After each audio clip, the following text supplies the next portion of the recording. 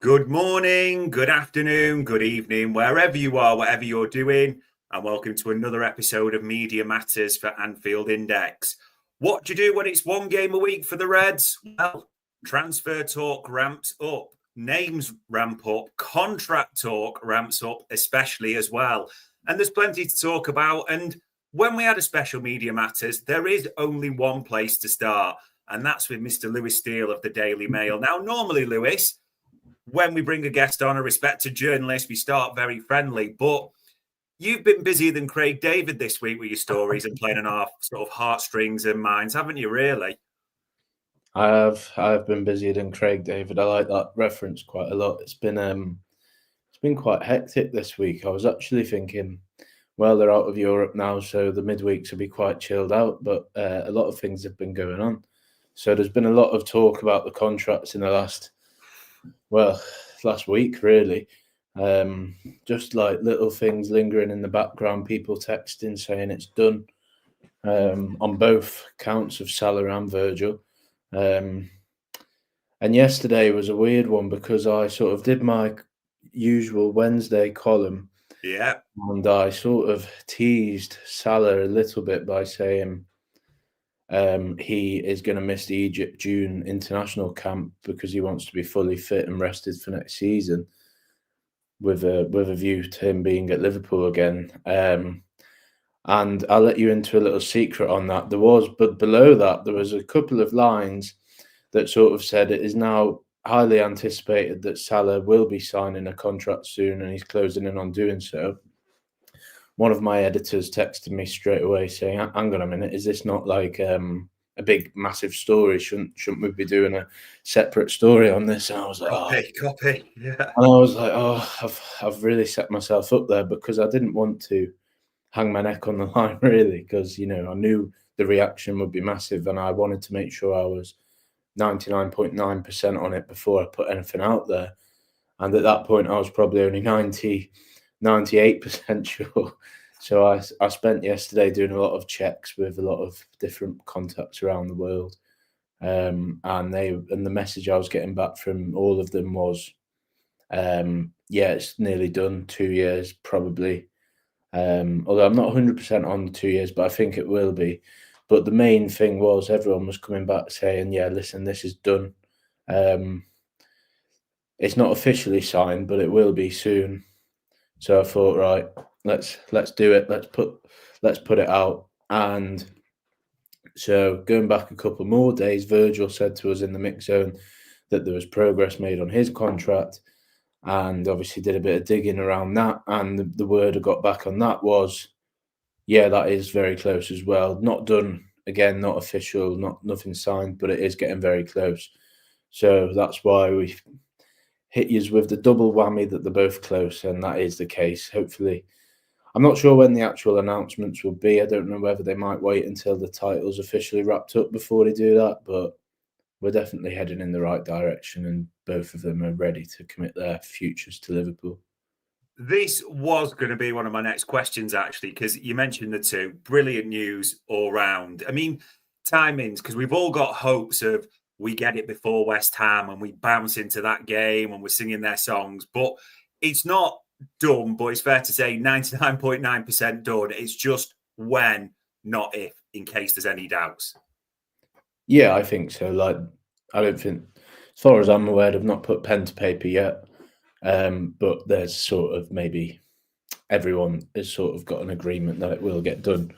They've found agreements. They're both closing in on signing that deal, which puts an end to a very long running saga, Yeah. which at times has become a bit annoying and boring and many other things. It's gone on for far too long, but it sounds like it's done, and we can all forget about all the different debates we've had on shows like this and all the annoyances we've had over the fact they've not signed yet.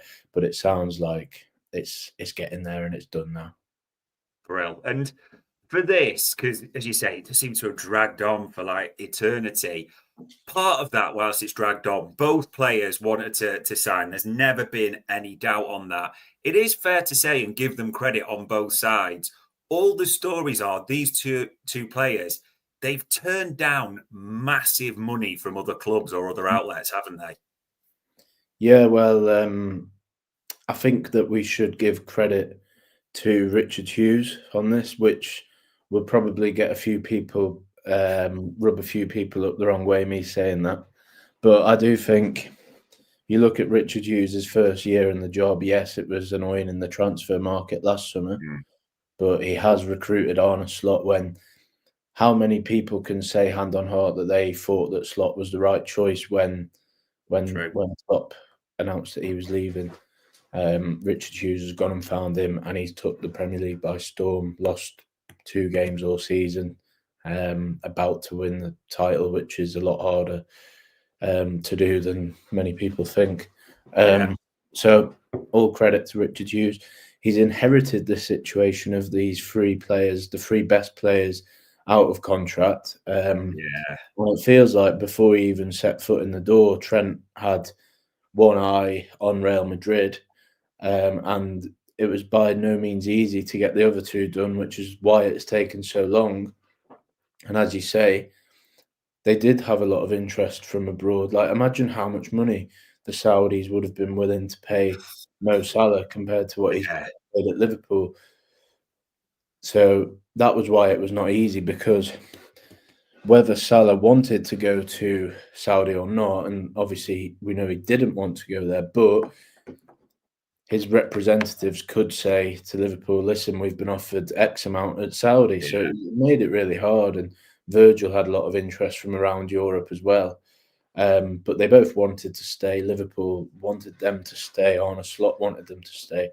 And yeah, well done to everyone involved for getting them done finally. The only other thing, I mean, it is brilliant news and credit to everyone involved. I know you'll know about this theory, Lewis. People are calling it the Robbie Fowler theory. You probably remember around, I think it was like Christmas time, wasn't it? Robbie Fowler said he was hearing that the other 2 had agreed the deal and practically signed, but nothing was coming out because of the Trent situation, everyone expecting what was going to happen there. And now with, obviously, your story, other journalists as well, people are like, there's real truth in that theory. Are you steering into that, or are you more the fact of no, there's just been a breakthrough in the last few weeks? Yeah, the latter one. I don't think what Robbie Fowler said was true. In fact, I know it's not true. Yes, maybe they were both more likely to stay than not. But when he said that they were both signed, absolutely no, they weren't signed. And there has just been a breakthrough found in the last month or so. I feel like there was a lot of talk about the contracts in the sort of Christmas period. And that involves Mo Salah himself talking about it. But he's gone quiet recently, which normally means that he's happy or happier. So I think he was quite pleased with the progress that had been found and made. So it's definitely not true that they've been signed for a few months, because as far as I'm aware, they've still not officially signed on pen on paper, but it is about to happen. Or it will happen eventually in the next few weeks. As I said a minute ago, I don't know when it'll be officially announced, but I wouldn't be surprised if they leave it a bit, really, because the whole thing this season is they don't want the contract talk to distract from what's going on the pitch, and they may think let's wait until we've wrapped up that title before we make any official announcement. So I wouldn't be surprised at all if we had to wait another 3 or 4 weeks before we get any official news on that.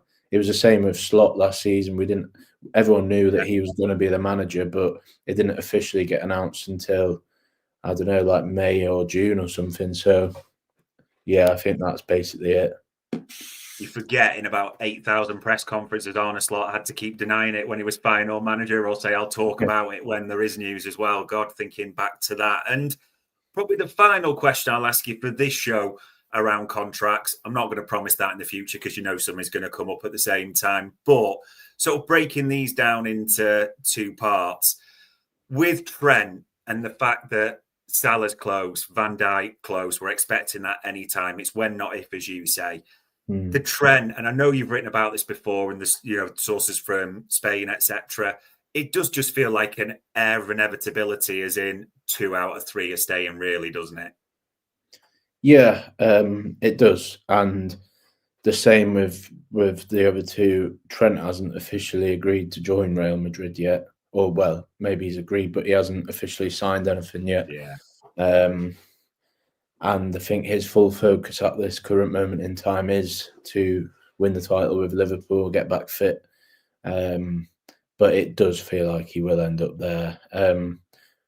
As everything that I've heard in the last 6 months suggests that he's going to Real Madrid. I thought it was quite obvious from about early December, to be honest. And them stories a couple of weeks ago didn't really move it on that much. It was mainly just Real Madrid have always been confident, and that remains the case. Now maybe Trent's watched Arsenal absolutely batter Real Madrid the other night and starting to have doubts, but I think it's too late now. I think he will end up there, and Mo and Virgil will end up staying. So 2 out of 3.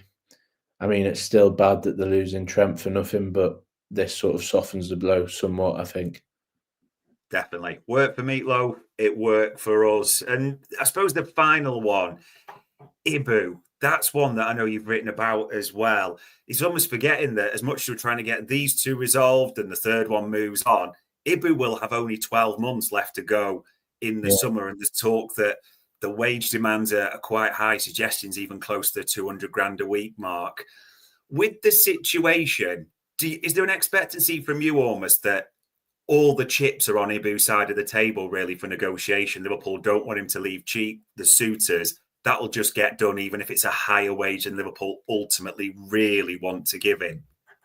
Yeah, I mean, so Liverpool opened talks with Konaté about 6 months ago now, or maybe a bit less. And as far as I'm aware, there's been no sign of a breakthrough yet. There is time on it, so there's no need to stress about anything to do with that yet. But it is fair to say that Konaté's long-term future does have a bit of uncertainty around it now. Real Madrid are sort of keeping an eye on his situation, as they were with Trent this time 12 months ago, as far as I'm aware. So there's definitely uncertainty over Konaté's future. There is a bit of a school of thought that he wanted to see how Liverpool went about these contracts this summer. Yeah. Whether he was willing to commit his long-term future to them. And that's going to be annoying because, we've got these contracts out of the way and now everyone's worried about Ibu. So there's always some sort of contract thing to worry about. And I do think it might become a bit more of an issue next season.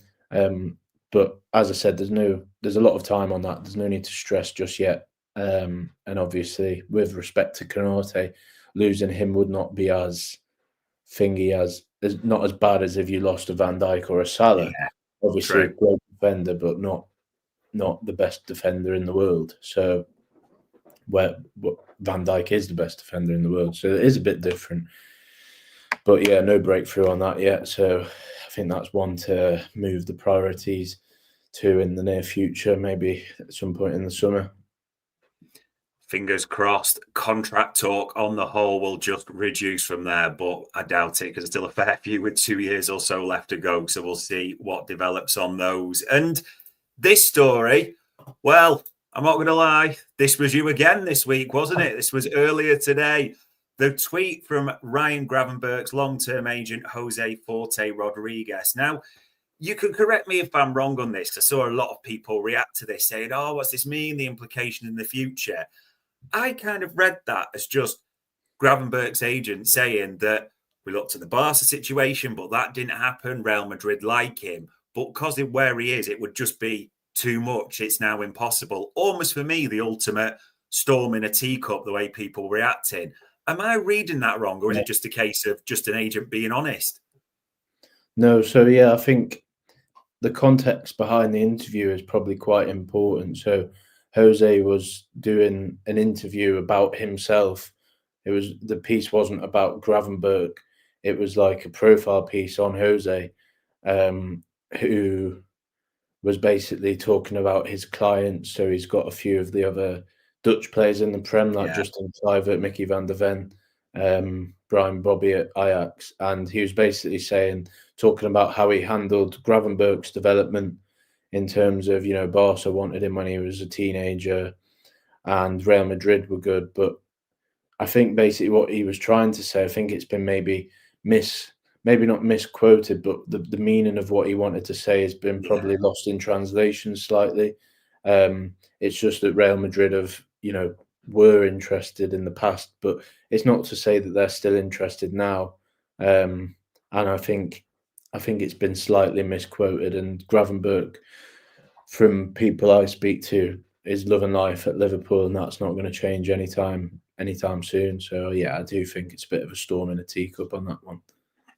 Yeah, we've had enough drama for this week, so hopefully that one will quickly pass in that regard. And names, everyone, you've got no doubt everyone wants me to ask you about names and the latest links, and some, to be fair, you've written about and talked about as well. So if you just wanted to put on the docket there, Hugo Ekitike, is it fair to say, before we get into other names, this is one that in Guess Who style just doesn't get knocked down, does it? It just keeps staying there. There's no one prepared to yet say with this one, no. Yeah, that is the case. And I don't really like saying no to any of them because obviously it's April and things can change. Yeah. And yeah, I mean, Ekitike is one that, his name does crop up in a lot of conversations. If I ask someone who do you think Liverpool might go for this summer, his name does come back more than others. And there's an expectation that he will be on the move this summer. There will be competitors for his signature, and I'm not overly sure what he would be available for money-wise, but his profile does seem to tick a lot of boxes for Liverpool in that his age, he's got proven experience in a decent league, he's played in European competition, he's a France under-21 international. He's got a great goals record. He's got some decent assists this season. I think that he does tick a lot of boxes for Liverpool, and well for any Big Six Prem club for that matter. So he's definitely one to keep an eye on. But it is too early days to say he's the number one target. I would say it does feel like that Liverpool will sign a number 9 this summer, or certainly try their best to sign a number 9. There is an expectation, or a lot of people think that Darwin will leave this summer, and I've written about 10 times like the Saudis will him in January, and they'll probably come back in for him. But Ekitike definitely seems to be one to keep an eye on. But as I said a minute ago, it is only April, so things could change on that. There's plenty of other people that Liverpool will be watching at this current moment in time, and they probably have been drawing up that shortlist for quite a while, to be honest. True. It's hard to say for definite, like you said, especially in April. Everyone's a bit unsure what might be a red herring, what's put out there just to distract at times as well. I suppose, too, that it might not be putting a red pen through them, but at least maybe penciling through their names. And I know you've written about these two. Liam Delap, who there seems to be a lot of Premier League interest in him, especially with this reported release clause, and João Pedro at Brighton, who we know they're ruthless negotiators. Is it fair, in your eyes, from what you've heard, to put a pencil line through those two? So what I know on Delap is that Man United and Chelsea seem to be the ones that are in the forefront of that race for him, and there is a lot of interest from him from all around the Premier League and abroad. I do think he's very good, but from what I heard, he's not like anywhere near the top of Liverpool's list at this current moment in time.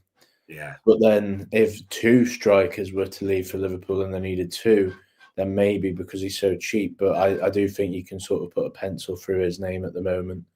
João Pedro,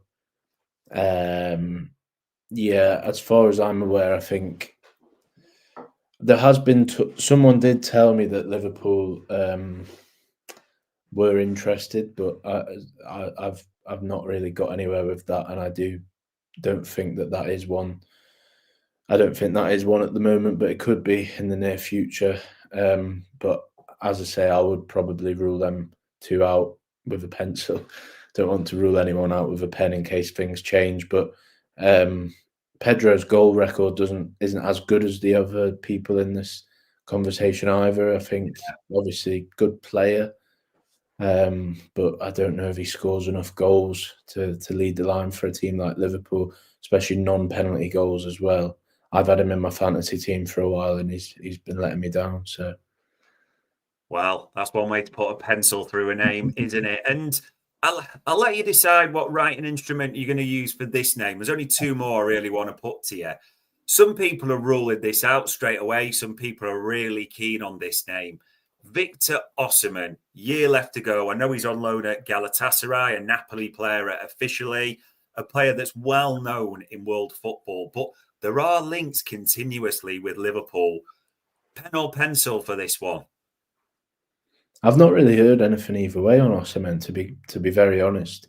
I've not had any encouragement that he is a target. I've not had anyone say absolutely not.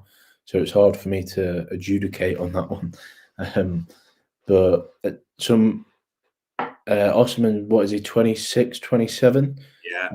He is a bit older than the other people we've just mentioned, definitely. And I wonder if that may work against him. And I think he would also cost a bit more money than the other people we've mentioned. So that could be something to consider as well. So I'm not going to put a pen through it, but I've not really heard much either way on Osimhen at this current moment in time. But as I keep saying, it's only April.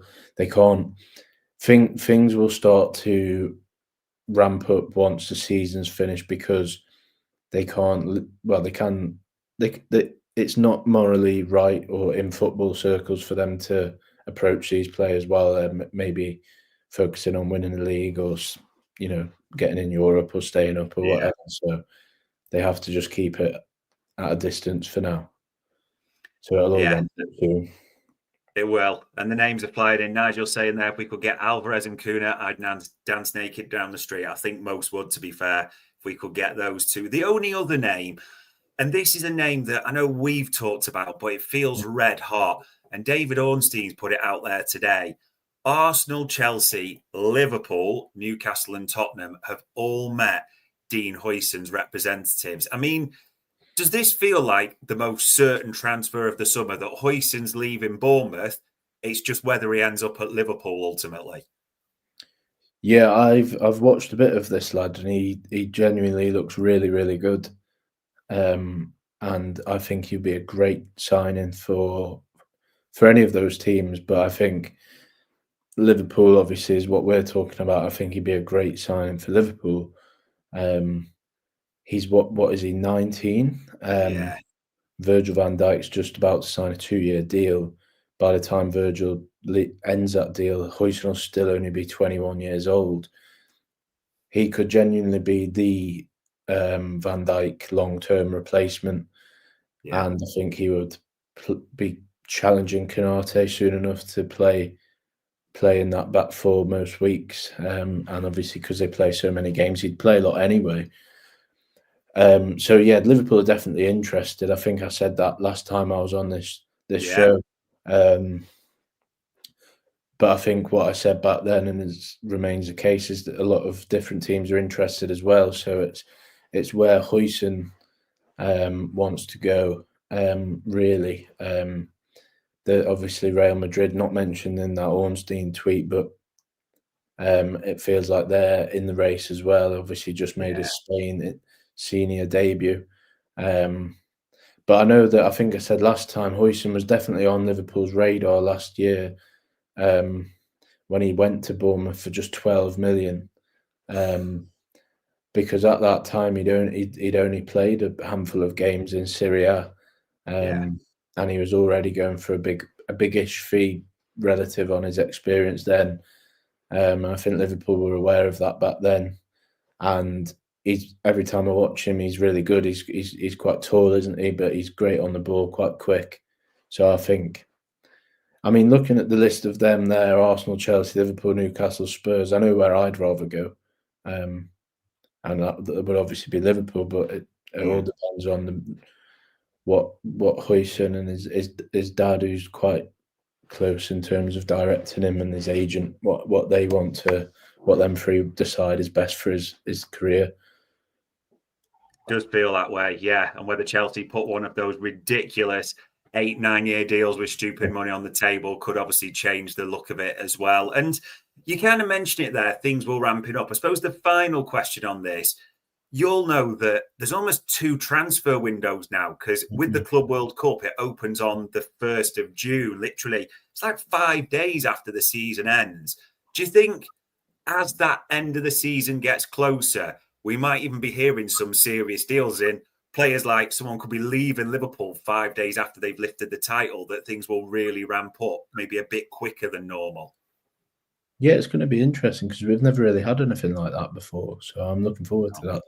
So I wonder if Sky Sports News will do like a deadline day special with the yellow ties and all that.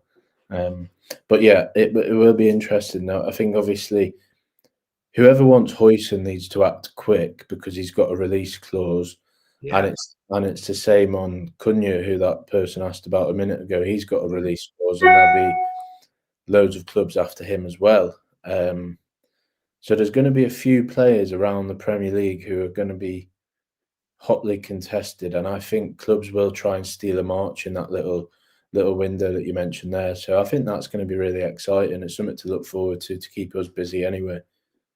Yeah, it does feel like even when the games end, there's going to be plenty of stories for you to write. Although, if you could just reduce the output per week, it would probably be a bit easier for us all to deal with and go through there. But thank you for answering all our questions, Lewis. Thank you for talking contracts. Thank you for talking transfers. All it leaves me to say, as ever, for your time, it is much appreciated. Thanks for having me on, mate. And ladies and gents, that was another Media Matters for Anfield.